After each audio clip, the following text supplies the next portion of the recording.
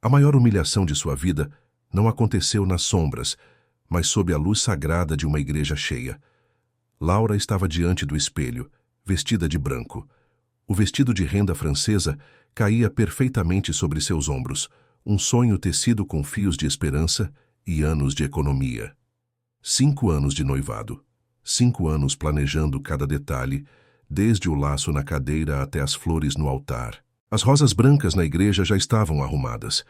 Os convidados, os 200 mais próximos, começavam a chegar, ansiosos por testemunhar o que parecia ser um final feliz. Mas o noivo, Rodrigo, o noivo, não estava respondendo ao celular. A sala de espera dos noivos, que deveria ser um refúgio de alegria, tornou-se um corredor de gelo. Antes de começarmos, inscreva-se no canal, deixe seu like e me conte nos comentários. De onde você está acompanhando essa história? O apoio de vocês é o que me permite continuar compartilhando tramas de amor, redenção e superação como esta. Laura Mendes, aos 28 anos, era a personificação da palavra lealdade. Trabalhava como professora de literatura em uma escola municipal, vivendo uma rotina simples e dedicada. Acordava cedo todos os dias, preparava o café, corrigia provas à noite e via em cada aluno um novo futuro a ser escrito. Tinha um sorriso fácil, mas seu coração, de pureza quase ingênua, carregava uma cicatriz antiga. Sua mãe, o pilar de sua vida, faleceu quando Laura tinha apenas 15 anos, vítima de uma doença cruel e rápida. O pai, um homem simples que ganhava a vida honestamente como motorista de ônibus, fez de tudo para dar a ela não apenas uma vida digna, mas uma vida de sonhos. Foi ele quem juntou dinheiro durante anos, abrindo mão de confortos e até mesmo vendendo seu antigo carro para pagar cada centavo daquele casamento. Minha filha merece um dia perfeito, ele dizia, com os olhos marejados, vendo em Laura a memória viva de sua esposa. E Laura acreditava nisso. Ela acreditava em finais felizes, na justiça poética do destino e no poder de um amor que vence o tempo. Ela conheceu Rodrigo na faculdade. Ele era a luz, a festa, o carisma. Popular, sempre cercado de amigos e admiradores. Laura era quieta, estudiosa, quase invisível ao lado do brilho dele. Mas ele a escolheu, e durante 5 anos ela se dedicou a essa escolha, certa de que a estabilidade e a devoção dela eram a base do futuro deles. A igreja estava um espetáculo. Rosas brancas e lírios por todos os lados. A luz do sol da tarde entrava pelos vitrais coloridos, criando um brilho dourado e quase celestial sobre os bancos de madeira. Os convidados conversavam baixinho. O murmúrio de expectativa enchia o ar. Mas nos bastidores, no pequeno salão ao lado da sacristia, Laura segurava o buquê com as mãos trêmulas, sentindo a cera do pavio se esvair. — Ele já chegou? Perguntou ao pai pela 3ª vez, a voz mal saindo. O pai balançou a cabeça. Ele tentou sorrir, tentou transmitir a calma que não sentia. — Deve estar preso no trânsito, filha. Calma. Mas a preocupação já estava estampada em seu rosto, um mapa de rugas tensas. Laura pegou o celular. 10 chamadas sem resposta. 15 mensagens enviadas, todas visualizadas, mas friamente ignoradas. A sensação de abandono começou a rastejar pela espinha, um frio pior do que a sala climatizada. Foi quando Helena, a madrinha e melhor amiga, entrou no salão pálida como a renda do vestido de Laura. — Laura, tem uma coisa que você precisa saber. A voz de Helena era um sussurro de desespero. A madrinha mostrou o celular. Era uma foto, postada há 20 minutos em uma rede social privada de Rodrigo, mas que, na era digital, já estava circulando como fogo entre os convidados. Rodrigo estava ali, em um aeroporto internacional, abraçado com outra mulher. A legenda era curta, mas devastadora. Finalmente livres, rumo a Paris. Laura sentiu o chão desaparecer sob seus pés, a tontura de quem cai de um penhasco. Não, não pode ser. Mas era. A mulher na foto era Camila.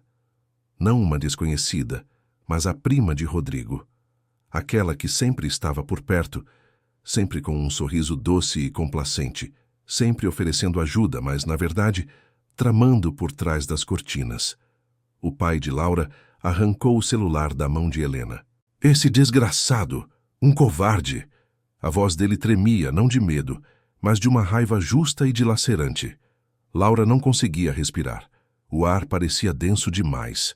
O buquê, o símbolo de sua felicidade roubada, escorregou e caiu no chão.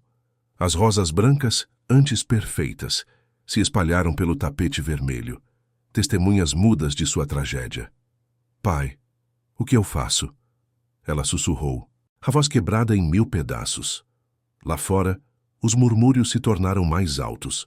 Os convidados, já sabendo do escândalo, tentavam disfarçar o choque, mas os olhares curiosos e as fofocas apressadas eram inevitáveis. A humilhação pública, o pesadelo de qualquer noiva, era agora uma certeza cruel. E foi nesse momento de desespero que a porta se abriu novamente. Frederico Montenegro entrou no salão. Ele era o contraste sombrio e poderoso de Rodrigo. 2 anos mais velho, mas a diferença entre eles era geracional. Enquanto Rodrigo era impulsivo, festeiro e irresponsável, Frederico era sério, controlado, quase frio, um empresário bem-sucedido e impiedoso, dono de uma rede de hotéis de luxo. Usava um terno escuro impecável, os cabelos pretos penteados para trás, revelando uma testa alta e inteligente, e seus olhos castanhos, penetrantes e gélidos, varriam o ambiente. Laura o conhecia pouco. Mal tinha trocado 10 palavras com ele em 5 anos. Frederico raramente aparecia nas reuniões de família. Ele era sempre educado, mas a distância entre ele e o resto do mundo era palpável. Ela sabia que ele e Rodrigo não se davam bem.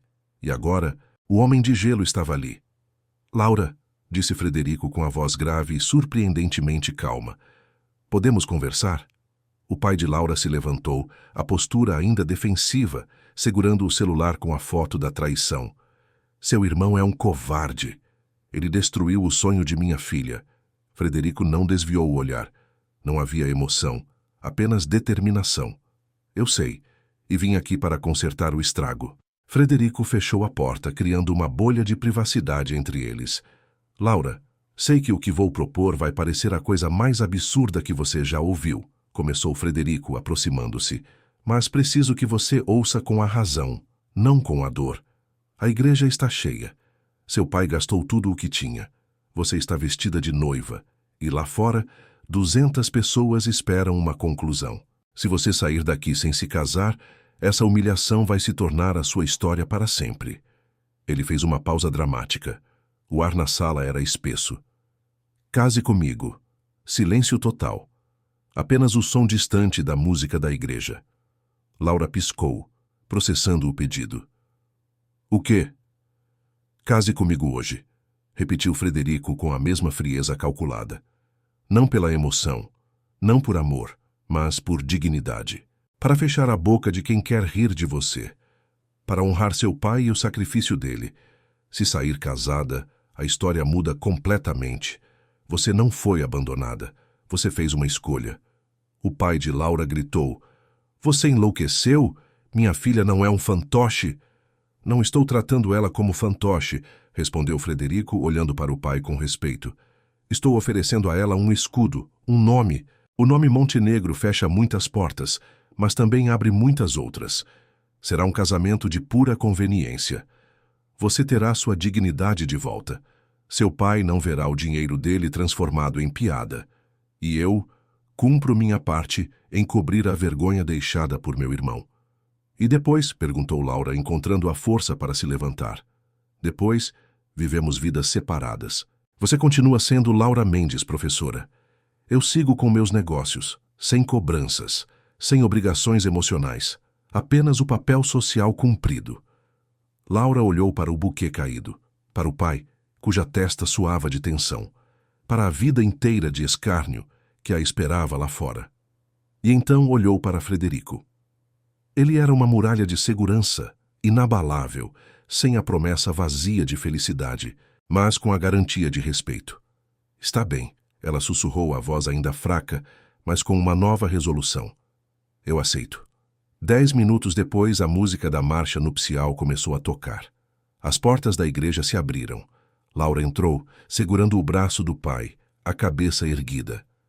Os convidados se viraram, chocados, confusos, porque no altar não estava o noivo irresponsável, Rodrigo. Estava Frederico Montenegro, um milionário frio que acabara de comprar sua dignidade, e a história que ninguém esperava estava apenas começando, prometendo levar Laura para um mundo de luxo e segredos que ela jamais imaginou. O beijo na igreja foi a última concessão de Frederico ao protocolo social. Tão rápido quanto um piscar de olhos, frio como mármore, mas suficiente para selar o pacto diante de todos. Quando deixaram o altar, a multidão ainda estava em choque, as câmeras dos celulares piscando como flashes de um pesadelo. Eles não olharam para trás. Frederico Montenegro era o oposto polar de seu irmão fugitivo. Onde Rodrigo era fogo e irresponsabilidade, Frederico era gelo e controle absoluto. Ele havia herdado não apenas o império familiar Montenegro de hotéis e propriedades, mas também o manto de frieza necessário para administrá-lo. Desde a morte trágica de sua noiva, Mariana, 3 anos antes, ele havia se tornado uma fortaleza impenetrável. Seu poder era uma armadura, e sua conta bancária o muro mais alto. Ele era, em essência, um homem ferido que havia decidido nunca mais sentir. Essa decisão o tornava capaz de propor um casamento sem amor. No Mercedes preto, que os afastava da igreja, o silêncio era mais ensurdecedor que o tumulto da rua. Laura olhava para a aliança em seu dedo, um aro dourado que simbolizava uma mentira necessária. Ao seu lado, Frederico mantinha a postura rígida, os olhos fixos na paisagem que passava, como se estivesse observando uma planilha de negócios. Laura, precisamos esclarecer os termos, disse Frederico, quebrando o gelo com uma voz de CEO. Este é um contrato. Social, financeiro e legal, não emocional. Você terá acesso às finanças necessárias para manter as aparências. Não espere intimidade. Nossa relação é pública, mas, em particular, somos estranhos. Estranhos que acabaram de se casar perante Deus e a lei. Ela respondeu, a voz ainda frágil, mas com um toque de desafio. Exatamente. E isso é tudo o que somos. Eu preciso de uma esposa em eventos de caridade e jantares de negócios. Você precisa de um sobrenome e uma porta para fechar o passado. A mansão é grande o suficiente. Nossos quartos são separados. Não há obrigações de convívio além do estritamente necessário para o teatro. O carro parou diante de um portão monumental em um bairro nobre de Madrid. A mansão, toda em vidro e concreto, era um monumento à riqueza e, para Laura, parecia a mais elegante das prisões. Ao entrarem, foram recebidos por Dona Celeste, a governanta. Ela olhou para Laura com uma mistura de surpresa e carinho discreto, como se soubesse toda a história por trás do vestido branco. Frederico a guiou diretamente para o 2º andar. Este é o seu refúgio, disse ele, abrindo a porta de um quarto de hóspedes que mais parecia uma suíte presidencial. Aqui, você é livre para fazer o que quiser. O quarto ao lado é o meu. Não ouse entrar. Não perturbe meu trabalho. E eu não perturbarei sua paz. Laura sentiu o peso da frieza. Ele havia sido seu salvador, mas agora era seu carcereiro de ouro. Ela tirou o véu e o buquê, sentindo-os como um fardo. O que devo fazer se me perguntarem sobre o Rodrigo? Frederico hesitou, os olhos gélidos encontrando os dela. Diga que ele está morto para mim e que você o escolheu. Diga que me escolheu, Laura. E essa é a verdade que todos verão. Ele saiu, fechando a porta com um clique que soou como um veredito. Sozinha, Laura caminhou até a sacada. Olhou para o luxo que a cercava. Havia trocado uma humilhação pública por uma vida de aparências, mas ao lado de Frederico, o ar parecia rarefeito. Mas havia algo mais sobre Frederico. Algo que Dona Celeste, a governanta, revelou horas depois com a voz embargada pelo luto. Quando Laura perguntou sobre o quarto principal da mansão, Dona Celeste sussurrou que ele estava trancado e intocado. Intocado desde o acidente de Mariana. E por que está trancado? Perguntou Laura. Dona Celeste se aproximou, o olhar cheio de medo. Porque o Sr. Frederico acha que se ele entrar lá, ela volta. Ele guarda um segredo daquele dia, Sra. Montenegro. Um segredo devastador que o impede de amar novamente. O segredo de Frederico era mais do que a morte de uma noiva. E Laura, presa em um casamento de fachada, estava prestes a descobrir que, para libertar o próprio coração, teria primeiro que libertar a alma do homem, que agora era seu marido. A primeira semana na mansão Montenegro foi marcada por um silêncio opressor, pesado como a seda das cortinas e frio como o mármore do chão. Laura se sentia menos uma esposa e mais uma convidada de honra em um mausoléu de luxo. A convivência era delicada, uma dança de esquiva ensaiada. Frederico saía antes do amanhecer, voltando tarde da noite.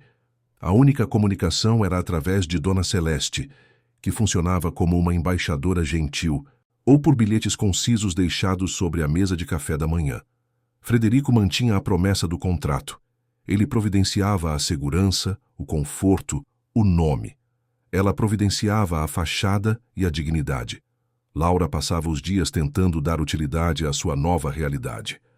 Ela lia na imensa biblioteca, cujos livros pareciam intocados há anos, buscando a familiaridade da literatura em meio ao luxo estranho. Tentava se ocupar no jardim, onde o excesso de perfeição a incomodava, lembrando-a de que nada ali era dela de verdade. Mas a casa era um eco da solidão de Frederico. Seu quarto era seu refúgio, mas o quarto ao lado, o dele, permanecia mudo, e o quarto principal, trancado, era um fantasma que pairava sobre o corredor.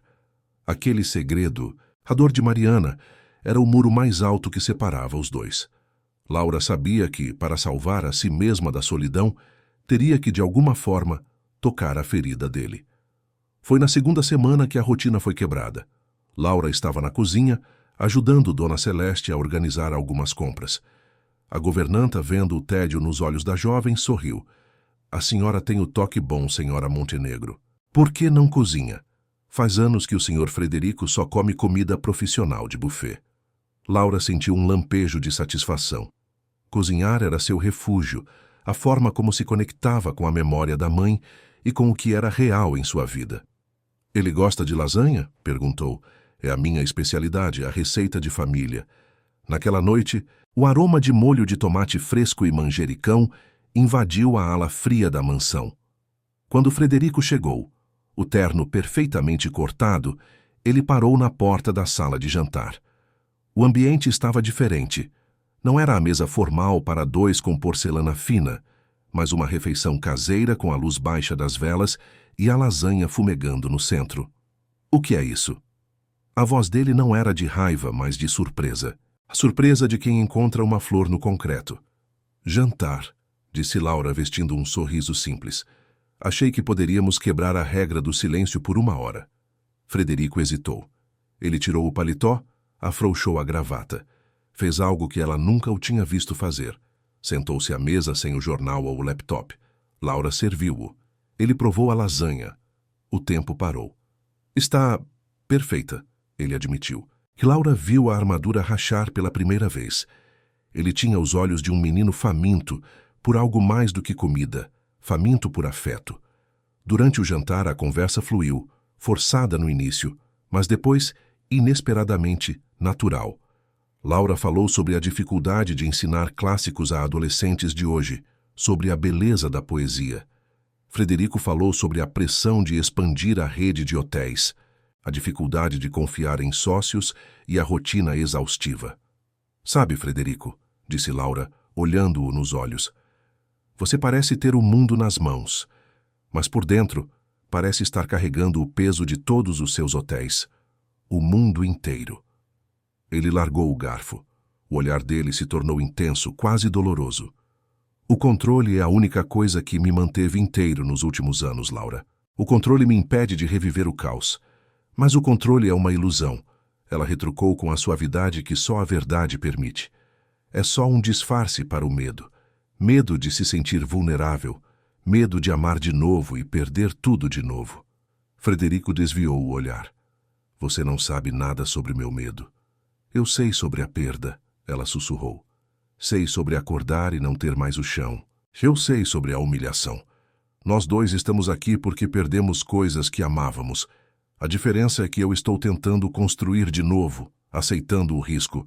Você está tentando manter a fachada perfeita. O silêncio voltou, mas era um silêncio diferente, carregado de reconhecimento. Pela primeira vez, eles não eram o milionário e a professora abandonada. Eram duas almas feridas, frente a frente. Nos dias que se seguiram, esses jantares se tornaram a regra. Frederico se acostumou com o cheiro de comida caseira, com a presença suave de Laura.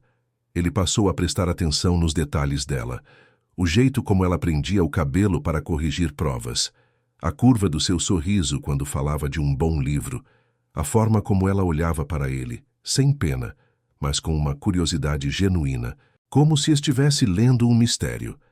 Ele começou a enxergar a mulher de coração puro que o irmão tinha descartado, e a cada olhar, mais a desprezava por sua cegueira. Uma noite, após um jantar mais descontraído, Laura encontrou Frederico no escritório. Ele estava ao telefone, a voz baixa, séria. Ele falava em alemão, mas o tom era de extrema frustração, de fúria contida. Eu já disse que não aceito essa oferta. O hotel em Frankfurt não está à venda. Não triplique o valor. Não me ligue novamente. Ele bateu o telefone na mesa e passou as mãos pelos cabelos, visivelmente perturbado. Laura nunca o tinha visto tão abalado. Está tudo bem? Perguntou ela, hesitante. Frederico a encarou. Seu rosto era uma máscara de tensão. São tubarões, Laura. Eles cheiram o sangue de qualquer hesitação, qualquer fraqueza. Eu estou construindo um legado, não um portfólio para ser vendido. E o canalha que está tentando me pressionar é o mesmo que estava com Rodrigo em Paris. Rodrigo? Laura mal conseguia acreditar. Sim, meu irmão tem conexões que nunca imaginei. Ele está usando a fuga dele como fachada para manobras financeiras arriscadas. Ele está tentando destruir meus negócios por dentro. A revelação foi um choque. O abandono de Rodrigo não era apenas pessoal. Era uma jogada suja de negócios, calculada para atingir Frederico. Laura sentiu-se nauseada com a maldade. Ele fez tudo isso só para te atingir, para se vingar? Rodrigo sempre me odiou, disse Frederico, voltando a se controlar. E agora ele acha que tem poder. A única coisa que ele não previu foi você. Eu? O coração de Laura disparou. Sim. Casando-se comigo, você arruinou o cronograma dele. A publicidade do casamento forçou ele a se esconder antes da hora. E agora ele está desesperado. A atração que vinha crescendo em Laura, de repente se misturou com a admiração. Frederico não era só frio, era um guerreiro. E ele a havia envolvido em sua batalha, dando a ela um propósito que ia além de sua própria dignidade. A atração física se tornou impossível de ignorar. Os ombros largos de Frederico sob o tecido do terno. A forma como sua mandíbula se apertava quando estava concentrado. O cheiro de seu perfume amadeirado. Quando as mãos dele se tocavam acidentalmente ao pegar o saleiro, um choque elétrico percorria Laura. Ela sabia que ele sentia o mesmo. Seus olhares se demoravam mais tempo do que o permitido, cheios de perguntas não feitas. Naquela noite, a tensão alcançou o auge. Laura não conseguia dormir. O medo da vingança de Rodrigo e a atração por Frederico a mantinham acordada. Ela se levantou e foi até a biblioteca. Encontrou Frederico sentado sozinho no escuro, com um copo de uísque na mão. Apenas a luz da lua entrava pela janela, banhando seu rosto com um brilho prateado. Não consegue dormir? Perguntou ele sem se virar. Não. O silêncio está alto demais. O medo não me deixa em paz. Laura se aproximou da poltrona dele. Pela primeira vez ela ousou quebrar o espaço de segurança. Ela se ajoelhou ao lado dele, colocando-se no nível de seu olhar. O que você esconde naquele quarto, Frederico? O que te impede de viver, de ser livre? Frederico bebeu um gole longo. A mão dele tremia levemente, um sinal de que a armadura estava falhando. Eu não escondo nada, sussurrou ele, a voz quase inaudível. Não minta para mim, disse Laura com uma firmeza que surpreendeu a ambos. Nossos corações estão em jogo aqui. Eu estou arriscando o meu ao sentir o que estou sentindo por você. E você está se escondendo atrás de uma dor antiga que te impede de respirar. Frederico fechou os olhos. Quando os abriu, a dor que ele havia contido por 3 anos finalmente transbordou. Mariana. Ela não estava sozinha no carro, Laura. A voz dele era um sussurro rouco, quebrado, Uma confissão íntima. Ela estava comigo. Eu estava dirigindo. Foi uma discussão estúpida, uma distração de segundos. E eu virei o carro. Eu sobrevivi. Ela não. Laura colocou a mão sobre o joelho dele, sentindo o tecido do pijama. O mundo desabou em torno daquele segredo. Ele era o responsável.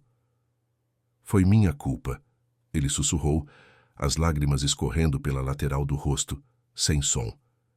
Eu me senti responsável por cada segundo. E naquele quarto não está o fantasma dela. Está o meu perdão e eu não consigo abri-lo. O homem de gelo estava desmoronando diante dela. Laura levantou a mão e tocou o rosto dele, molhado pelas lágrimas silenciosas.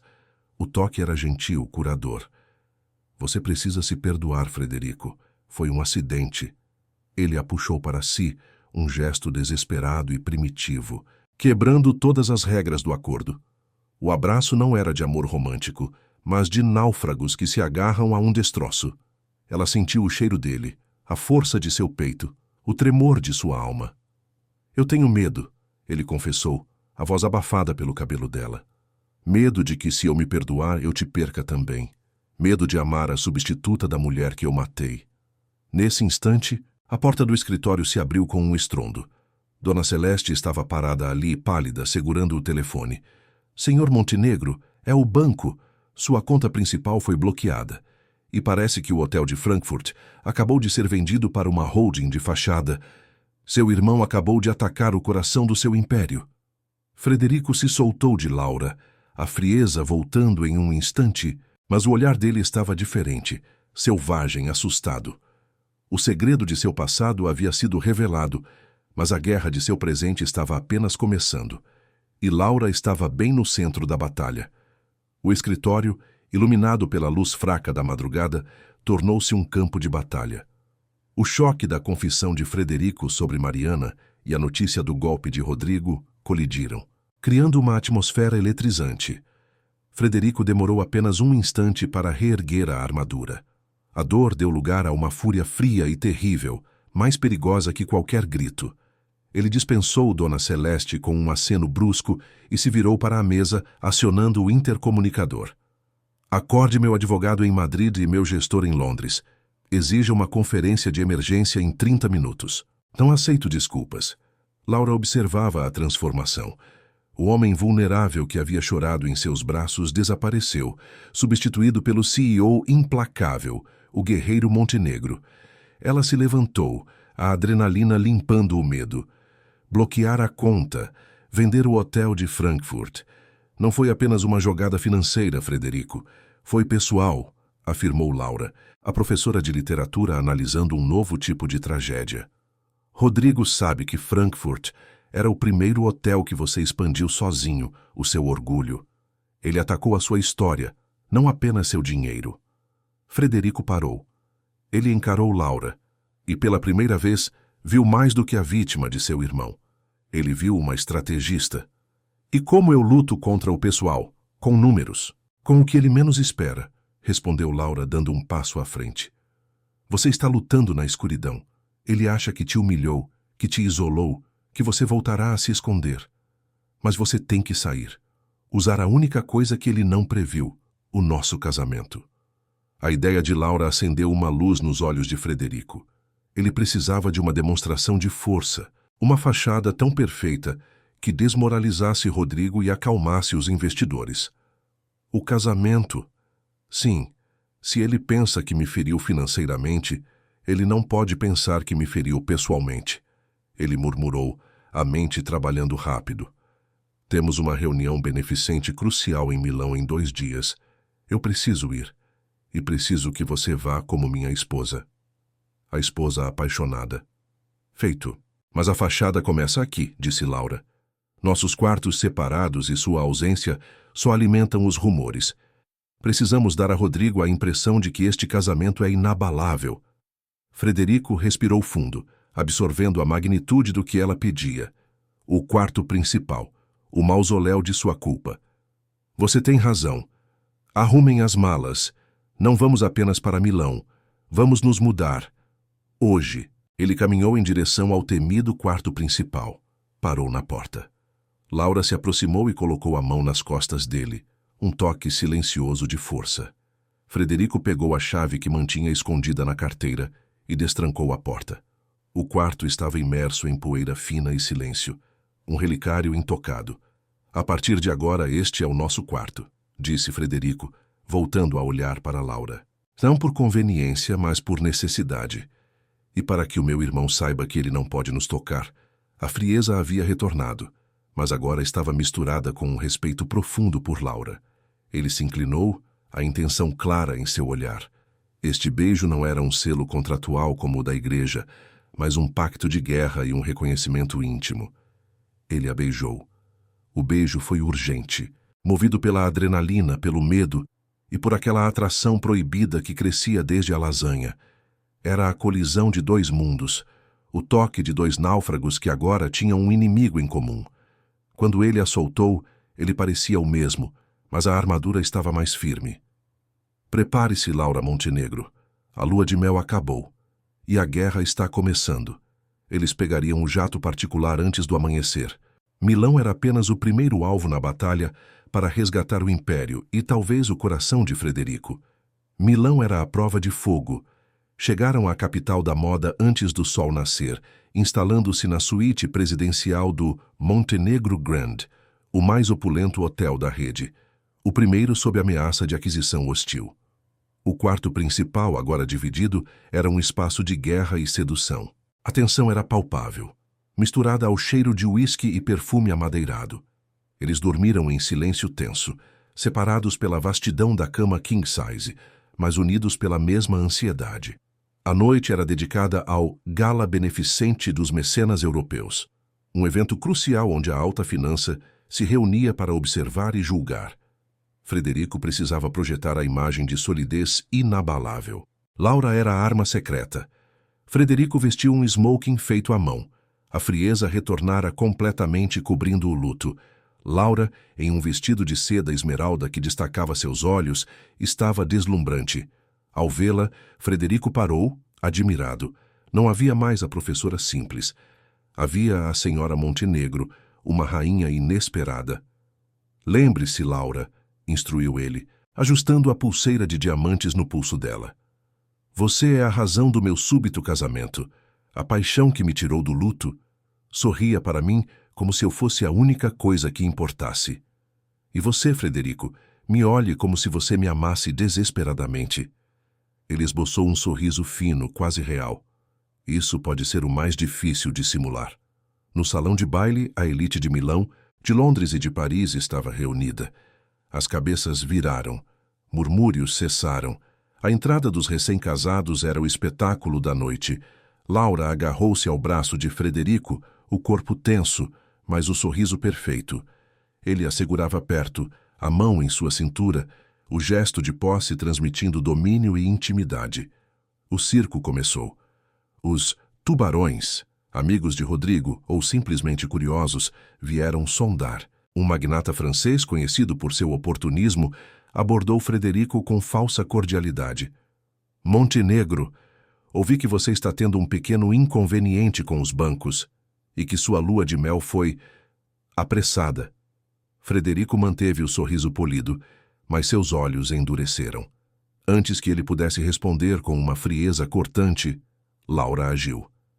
Ela se virou para o magnata e, com um brilho divertido nos olhos, segurou a mão de Frederico, beijando-a publicamente. Senhor Dubois, o meu marido não está tendo um inconveniente. Ele está fazendo uma limpeza de primavera em seus negócios. E nossa lua de mel? Ela riu, uma risada charmosa e musical. Frederico e eu perdemos tempo demais na nossa vida. Não tínhamos mais a paciência de esperar. A verdadeira paixão é assim, imprevisível e urgente. É preciso roubar cada momento. Ela olhou para Frederico com uma intensidade que beirava a verdade, e o magnata engoliu em seco. A resposta de Laura foi pessoal, apaixonada e incrivelmente convincente. Ela não defendeu a conta bancária. Defendeu a história de amor, a única coisa que ninguém podia bloquear. Frederico sentiu um arrepio. A admiração por Laura subiu a um novo nível, atravessando a barreira da conveniência. Ele a beijou rapidamente na testa, um gesto público de adoração. Com licença, Dubois, minha esposa e eu temos uma dança marcada. Ele a puxou para a pista. No meio dos olhares eles dançaram. Ele a segurava firmemente sem deixar espaço para a dúvida. Os corpos próximos, os olhares fixos. Laura percebeu que a linha entre a atuação e a emoção havia se dissolvido. A paixão que ela simulava agora parecia totalmente real. Você me salvou de um desastre, sussurrou Frederico em seu ouvido. Você é brilhante. Somos um time. Eu fecho a boca deles. Você reabre suas contas, ela retrucou. Neste momento de triunfo e intimidade, o celular de Frederico vibrou. Uma mensagem de um número desconhecido. Ele hesitou por um segundo, mas abriu. A mensagem continha uma única palavra e uma foto. A palavra era pária. A foto mostrava o interior do quarto principal da mansão em Madrid. Especificamente, o armário de Mariana, agora aberto, e as caixas de pertences dela espalhadas pelo chão. Rodrigo havia invadido o único lugar que Frederico considerava sagrado e intocável, o último refúgio de sua culpa. A guerra havia voltado para casa. Frederico empalideceu. O ódio por seu irmão não tinha mais limites. Laura viu a mudança em seu rosto. O que foi? Perguntou ela, a dança parando lentamente. Frederico escondeu o telefone. Nosso time acaba de levar um golpe baixo. Milão é apenas o começo. O ódio gelado de Frederico superou a fúria. A invasão de Rodrigo ao relicário de Mariana era um ataque pessoal e vil. Ele apertou a mão de Laura, os olhos em brasa. Acabou. Partimos para Madrid imediatamente, ordenou. Ele pensa que me atingiu no ponto fraco, mas ele só me deu um motivo para lutar. A imagem de Laura, rainha da noite, foi desfeita em minutos. No jato particular, Frederico trabalhou incansavelmente, transformando a raiva em estratégia. Ele finalmente havia sido tirado do luto e do medo. Laura observava a determinação em seu rosto, sentindo uma mistura de medo e excitação. Ele não voltará a nos humilhar, disse Frederico, olhando para ela. O pacto deles mais forte que qualquer contrato. Vamos para casa, Laura. Enfrentar nosso inimigo.